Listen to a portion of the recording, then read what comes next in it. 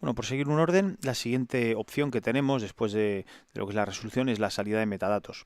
Los metadatos sirve pues para estampar, grabar en la imagen de salida una serie de información que no nos interesa cuando estemos trabajando ya con el producto final, pero que durante el proceso de producción de un producto pues sí que nos puede interesar, ¿no? Estampar ciertas informaciones a la salida.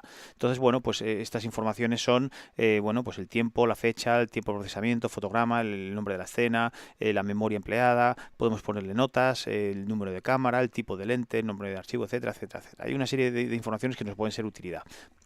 Entonces, pues aquí opciones, pues podemos decirle que la letra sea más grande, más pequeña. Y bueno, mostrar etiquetas lo que hace es que nos mostraría el nombre de cada uno de estos parámetros antes de darnos el valor.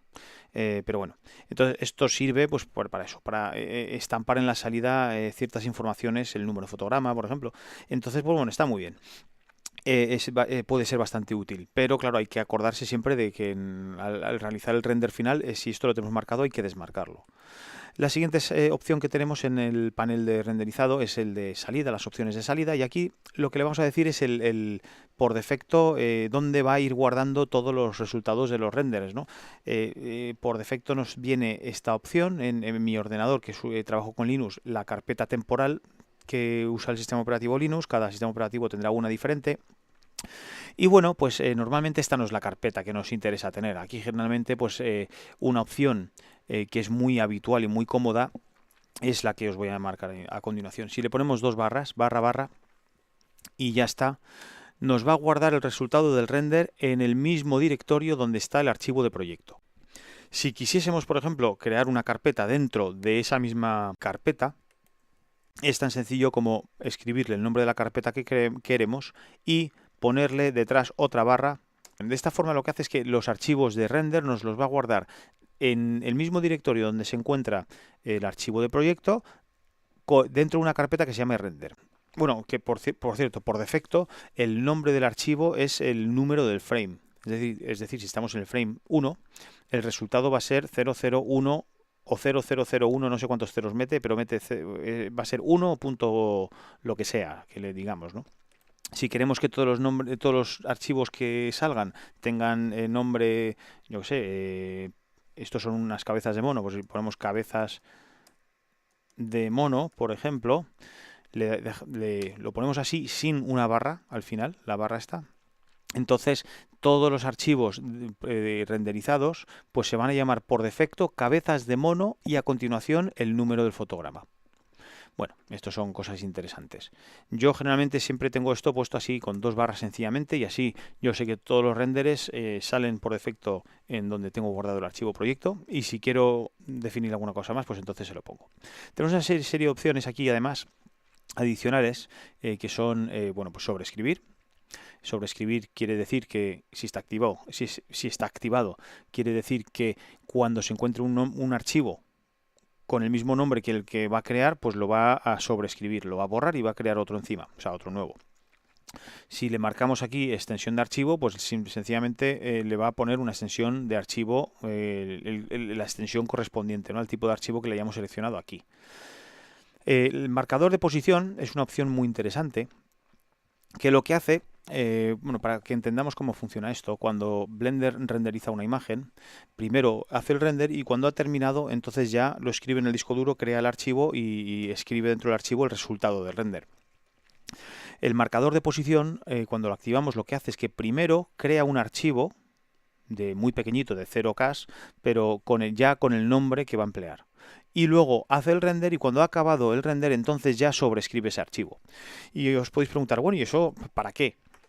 Bueno, pues esto es muy sencillo. Si estamos trabajando en red con una serie de ordenadores, todos trabajando con Blender y todos a lo mejor haciendo un mismo render, si desmarcamos la opción de sobreescribir y le marcamos el marcador de posición, ¿vale?, y a todos les ponemos a trabajar en la misma carpeta compartida, ¿qué es lo que va a pasar? Pues va a pasar que todos los ordenadores que estén trabajando en el mismo proyecto, obviamente, cuando se pongan a renderizar, pues cada uno va a empezar a renderizar un frame.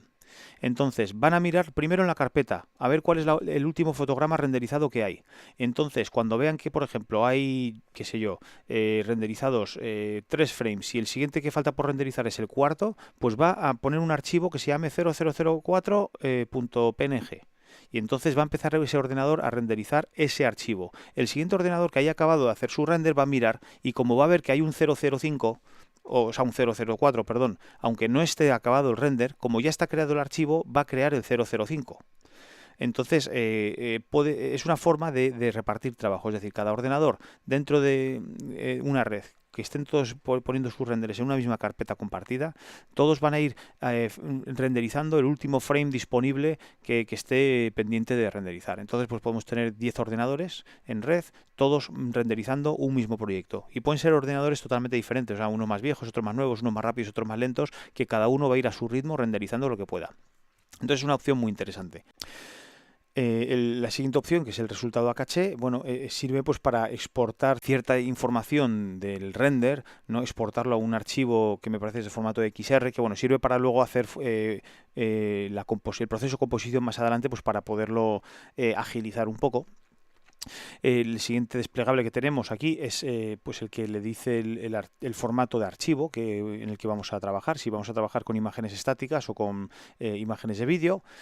Aquí tenemos todos estos formatos de imagen con los que podemos trabajar, que son bastantes. Dependiendo del tipo de formato de imagen que elijamos, pues tendremos una serie de opciones a continuación distintas. Es decir, si elegimos, por ejemplo, BMP, nos permite simplemente elegir si lo queremos en blanco y negro o en color. Si elegimos el PNG, que es un formato bastante bueno en mi opinión, pues tenemos pues para elegir blanco y negro o en color con canal alfa. Si queremos la profundidad de color en 8 o en 16 bits y la cantidad de compresión que se le aplica. También tenemos, por ejemplo, para elegir JPEG. JPEG solamente trabaja en 8 bits, por lo cual no podemos elegirle más, pero tenemos aquí pues para darle más o menos compresión. La diferencia me parece es que el PNG es una compresión sin pérdida, mientras que el JPEG sí que tiene pérdida, eso hay que tenerlo en cuenta. Podemos elegir otro formato muy popular que es el TIFF. El formato TIFF pues tiene la propiedad de que puedes trabajar con, igual que en el PNG, en blanco y negro, en color con canal alfa, con 8 y 16 bits de profundidad de color, y puedes hasta darle diferentes tipos de compresión. Entonces aquí podemos elegir el tipo de compresión que queremos. Y luego también podemos elegir formatos de vídeo. Por ejemplo, uno muy común, el XVID, que está muy bien. Y a continuación, cuando seleccionamos un tipo de vídeo, pues a continuación nos aparece otra opción con las opciones del códec que hayamos elegido. Si elegimos el XVID, pues nos sale aquí pues, los ajustes que podemos tocar. Si queremos cambiar a el H264, pues nos sale aquí lo que podemos elegir dentro de este compresor, ¿no? Cada uno tiene sus cosas buenas y sus cosas malas. Pero bueno, una cosa que sí que os quería comentar, aunque no hemos trabajado aún con animaciones, si vamos a renderizar una animación, es mucho mejor no renderizar directamente a un archivo de vídeo. Es mucho mejor siempre exportar a un formato de imagen. Y una vez que ya hayamos acabado del render en formatos o sea, todas las imágenes, todos los frames sueltos, entonces ya convertirlos a un formato de vídeo. La razón es muy sencilla. Si estamos renderizando imágenes,